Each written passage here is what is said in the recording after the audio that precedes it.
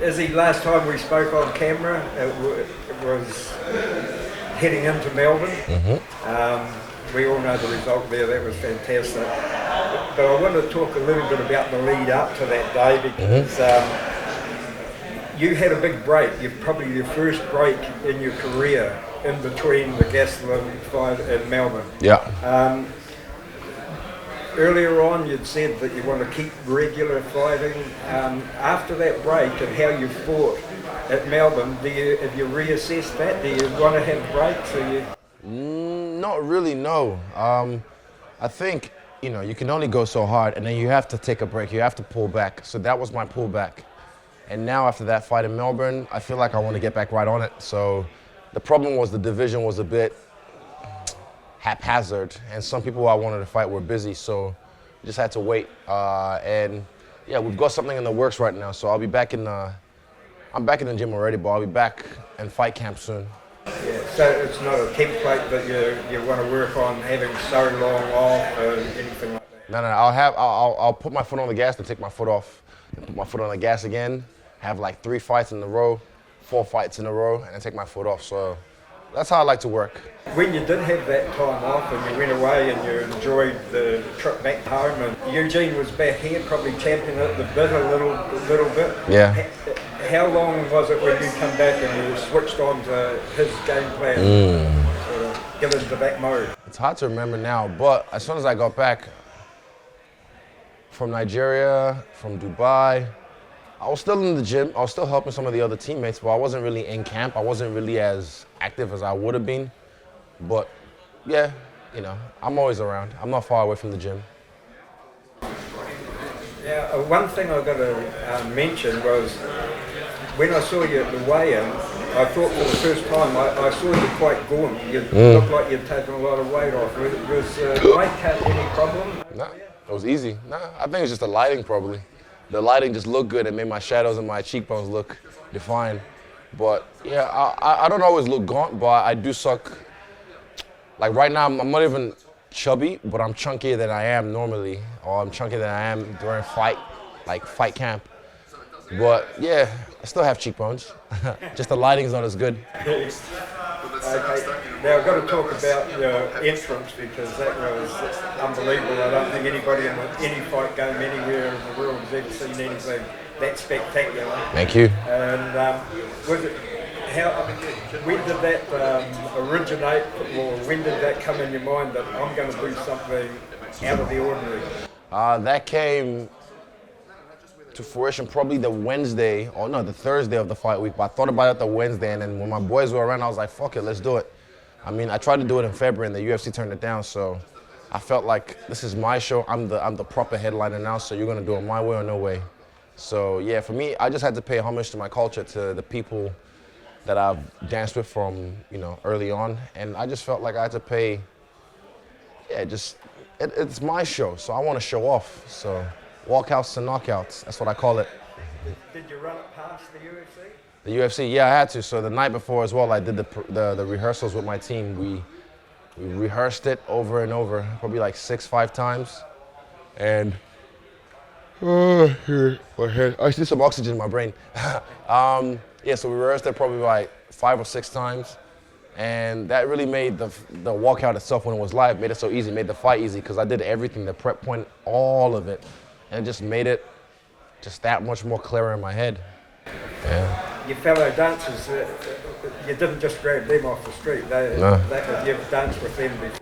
Yeah, definitely. Jesse, the tall guy in the middle, I taught him, I introduced him to dancing, and the guy Jay was a guy who I used to look up to, still look up to, as a dancer, and I met them in Rotorua, where we grew up, so they've been around way before I even started fighting, so it's just cool to have them to kind of walk me out, so kind of paying homage to my street dance culture as well. It was just, everything just made sense. It was beautiful. You've been on the Whip to Warrior show this morning, giving them a handout. Yeah. One of the questions was about you. How do you keep your mind off the fight, or do you keep it on it? And you mentioned the dance. Yeah. For me, I mean, the dance was a way to kind of just have fun. Because my quote that week was, "If I'm having fun, or when I'm having fun, I'm the best in the world." So, I mean, I was having fun. And that's one way to do it, just dance, you know. And for me, I was just focused on the dance rather than the fight. I was focused on the fight, don't get me wrong, but I wasn't overanalyzing the fight because I knew the fight was already done. So I was just focused on the dance.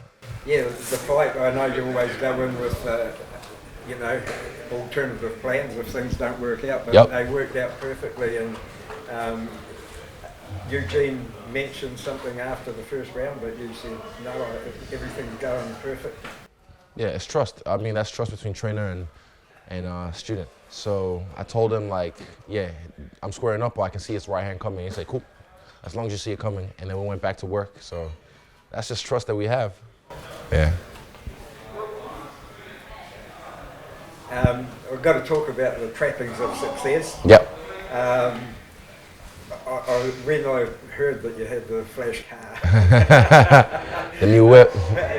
Yeah, well, I said to Eugene, I'm old now, but right throughout my life, there's no one that I know that could drive a car like that without being pretentious but it suits you. Yeah. And I want to thank you for buying that, because the thing is, people look at that and they look at people in a different way. They see a successful sports person rather than somebody that goes around beating up people. You Yeah. know? And it's a higher circle, and I think it's an advert for the sport. I think you're doing everybody proud by being who you are. Being authentic. Nah, thanks, man. That really means a lot. And that's because you know me. You've been around since way before I even, entered the UFC, before I even entered King of the Ring. So, you know, you've seen the growth. You've seen the growth. And a lot of people still, they might see that and think, oh, that's pretentious. You know, look at this fucking asshole, right. But at the end of the day, people are going to look at me all the time. I'm just this big black guy walking down the street. And some people recognize me as Stylebender, some people don't.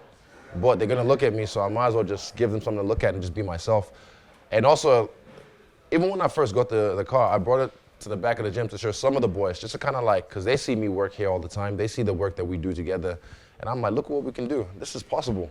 Like, you know what I mean? This is actually possible. If I can do it, and I'm not the best student in this place. So if I can get this done, definitely any of them can. So for me, it's a way to inspire, and also it's a way to just stay true to myself, because I've had big dreams all my life, you know. And I do like some material things, because yeah, they make sense. And even as a business move, I didn't realize this till I saw another McLaren at the gas station, but I realized I'm part of this little clique now, this little 1% clique of people who own McLarens, and they have these little get-togethers now. So it'd be good for me to kind of enter these networks and network and schmooze a little bit. Yeah, well, I don't think it's only you. Yeah. Because you drag the whole MMA world in there with you. Exactly. And you have to say that word, Yeah. inspiration. Thank you. Yeah. It means a lot coming from you. Thank you, brother. Hey, thanks very much for talking to us. That's all good. I've got to mention the knee. Yeah. You had a little bit of a knee problem. Yeah. How's everything in that department? It's all good. We were supposed to have surgery last Thursday, but you know, I heal very well, like Wolverine or like Deadpool. So yeah, she's all right. The surgeon said just give it another week, and we'll see how it goes. But right now, everything's under control. Hey, thanks for talking to us, Izzy. Brother, always, anytime. Easy as. Cheers, mate. Cheers, brother. Thanks for the ride in that car. That was fun. Legend. Wait till we go on the highway next time. Allegedly. Will you have any tyres left? We don't skid, but we'll make it happen. Good on you, mate. Thank you, sir. Good man, Tony. You're right, man.